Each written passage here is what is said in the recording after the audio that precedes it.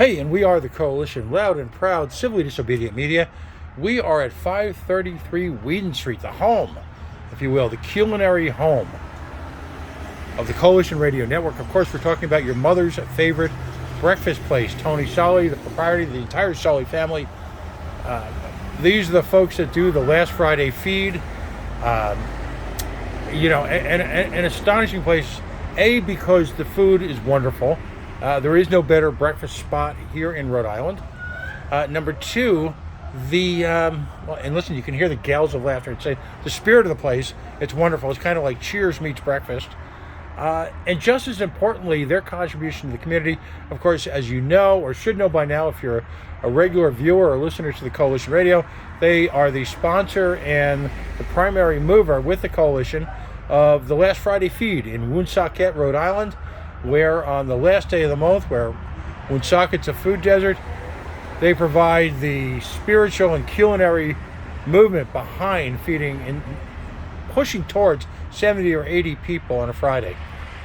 With me, of course, is the doyenne of the Coalition Radio Network, the Queen, Tina Pedersen of RAMP, Real Access Motivates Progress. It's a little noisy, so we're going to ask her to use her outside voice. She's got one. Just work with me on this. Tina, first of all, welcome back. You've gone through a protracted period of time where transportation was a huge issue for you.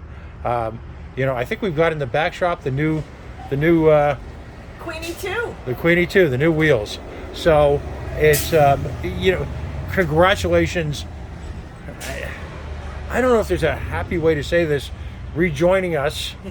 I know that you felt cooped up isn't nearly strong enough a word. No, I've rejoined society is the way I look at it. Yesterday was 6 months to the day that I lost my accessible van. And we picked up my brand new van yesterday. So it was a great 6 months, but let me tell you about your mental health and being cooped up and not being able to go anywhere was devastating, and not being able to help the communities that I help was devastating to me. So now I'm back out, and I've already testified last night on a few bills, and I'm already out here making sure that they have the last piece that they needed to be fully accessible here at your mother's favorite. So they are fully wheelchair accessible. Excellent. Let's talk, because we're going to be together a couple times. Tomorrow, you've got that roll through the city of Providence, and you're going to tell us about that in a second. But last night you testified, so it was a powerful way to re-enter the political scene. Talk to us about the legislation, the bill number, and specifically what this legislation addresses. Well, first of all, I testified last week on this same bill in the Senate side, where Senator Valdirdi put up the legislation. I believe it's Senate 171. It's the Sherlock plan. And last night I testified in the House, where Representative Spears, is the spearhead. Sounds funny, but she's the spearhead of this in the House. It's called the Sherlock plan. It's a bill I think it's 5996 in the House. It's a bill that makes us be able to make as much as we want and not lose our Medicaid. Medicaid is so important for my community. I'm sitting in a $50,000 chair.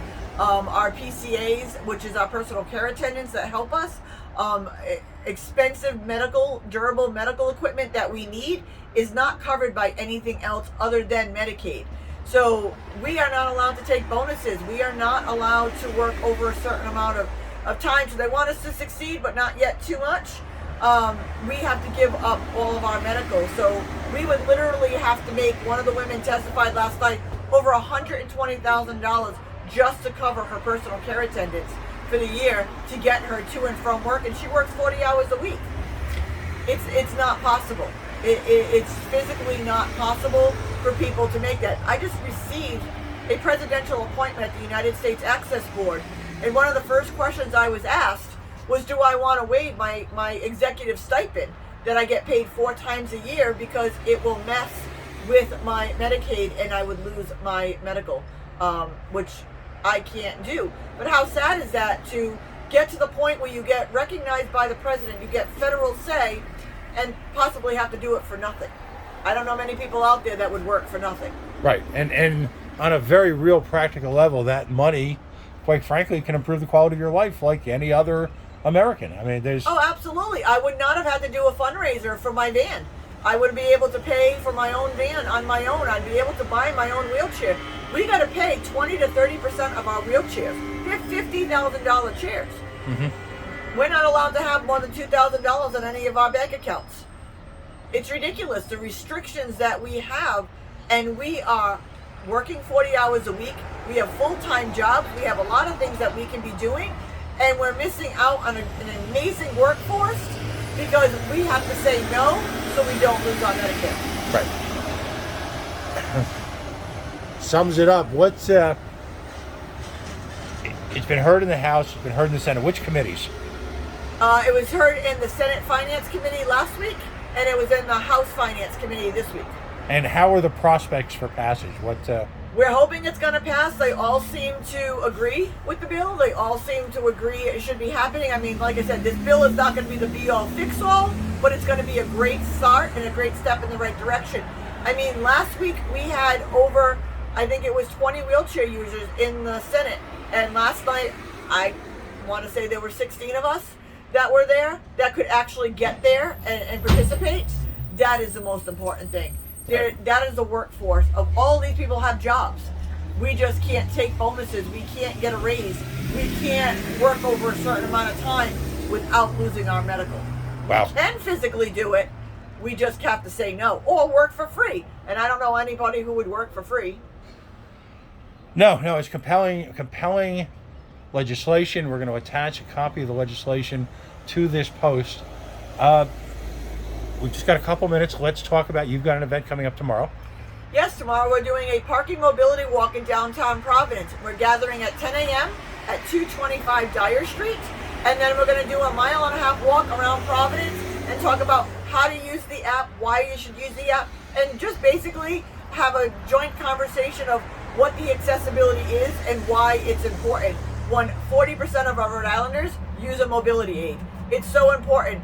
The mayors are supposed to be there, Secretary of State, the Lieutenant Governor are all going to come and learn on what this is all about, as well as just regular people to learn how they can help make a difference. Excellent. Tell folks where they can watch a video news podcast. It's really so much more because there's news, there's interviews, tips, support.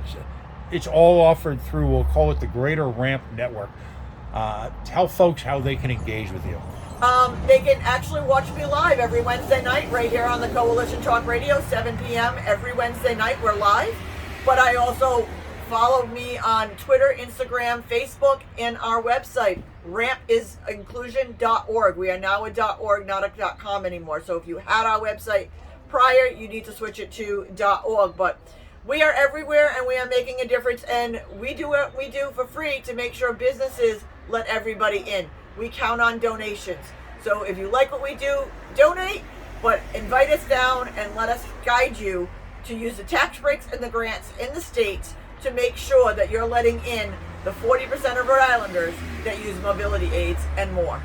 Excellent. Tina Pedersen, again, facebook.com/Coalition Radio on Wednesday evenings at 7 o'clock p.m. Eastern. You can watch it. We're going to be providing video of the testimony from this legislation. If you're a Rhode Islander or you're someone who's a member of the Greater Ramp community, we'll provide a couple phone numbers. Reach out to the Rhode Island State Legislature and just, give them your perspective as someone who's probably facing similar challenges in your home state. My name is Pat Ford. Facebook.com/The Coalition Radio, on the mighty Twitter at Coalition_Radio. And again, by the way, you've got behind us the dulcet tones of everyday life in Pawtucket, Rhode Island. But again, join us tomorrow if you're in the Greater Providence area and get a really interesting perspective on life from a different viewpoint. Thanks, Tina. Anytime.